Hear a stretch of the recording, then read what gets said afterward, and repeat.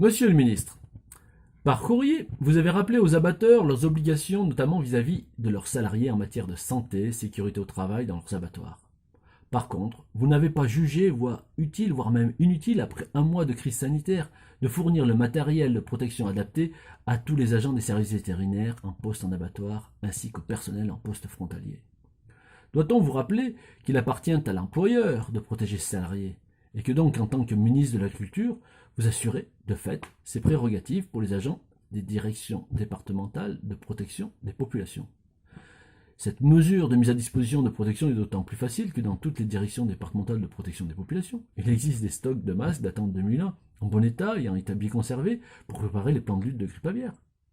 Il est inacceptable que dans une fiche réflexe rédigée par vos services et destinée à tous les personnels du ministère de l'Agriculture, qu'il puisse être marqué que le port du masque en abattoir n'est pas nécessaire.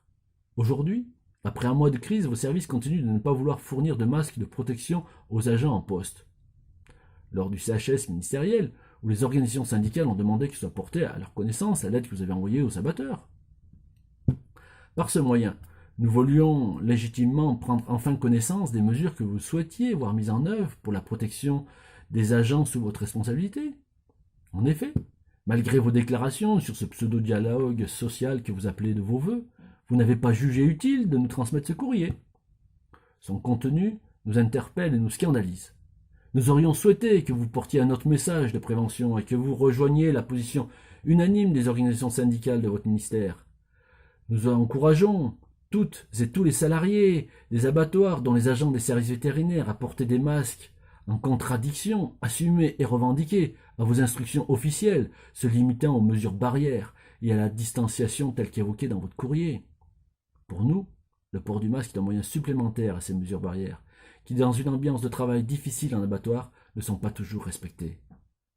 Le masque a au moins le mérite de nous rappeler en permanence que nous sommes dans une situation particulière et que nous devons respecter des mesures de sécurité entre collègues et salariés. Si son efficacité n'est pas prouvée en milieu humide, l'inverse n'est pas dit. Il nous paraît donc nécessaire, au titre du principe de précaution, de cesser de sous-entendre l'inefficacité du port du masque, tant ce message public est contre-productif. Justifier la non-fourniture de masques à vos agents en arguant de la position des autorités sanitaires sur la non-efficacité du port systématique en population générale ne prend pas en compte l'ambiance de travail en abattoir avec des contacts entre collègues, salariés de l'abattoir, éleveurs et bouchers, face au risque de porteurs non déclarés de Covid-19. Pour nous, dans le contexte actuel de crise sanitaire sans précédent, cela est inacceptable et irresponsable. Une des missions de nos missions est la protection des populations, et vous n'avez de cesse dans vos communications publiques d'en rappeler le caractère fondamental. Nous espérons que vous conviendrez avec nous qu'il est pour le moins aberrant et paradoxal que le ministre de l'Agriculture et de l'Alimentation ne soit pas en capacité de fournir un haut niveau de protection de ses propres agents.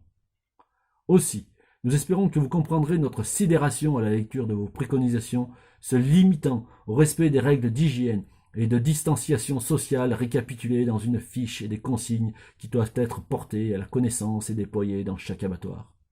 Quelle est la cohérence et la pertinence de ces préconisations alors que la population de ce pays est appelée à respecter un confinement total depuis 4 semaines et que la pandémie semble continuer avec une mortalité importante?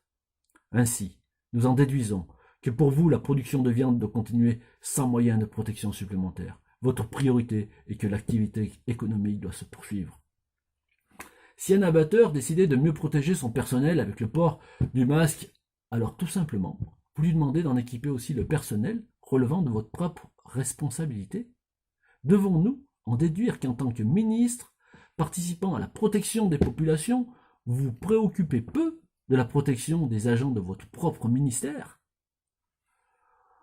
Au-delà de vos remerciements et de vos déclarations publiques sur l'engagement des personnels de votre ministère qui assument un travail nécessaire à la population dans des conditions difficiles, nous prenons votre position comme un manque de respect et de considération pour nous les agents du ministère de l'Agriculture et de l'Alimentation.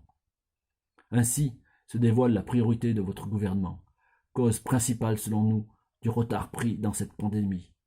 Ne pas compromettre l'activité économique et la circulation des marchandises et in fine consacrer le minimum de ressources à la protection des populations.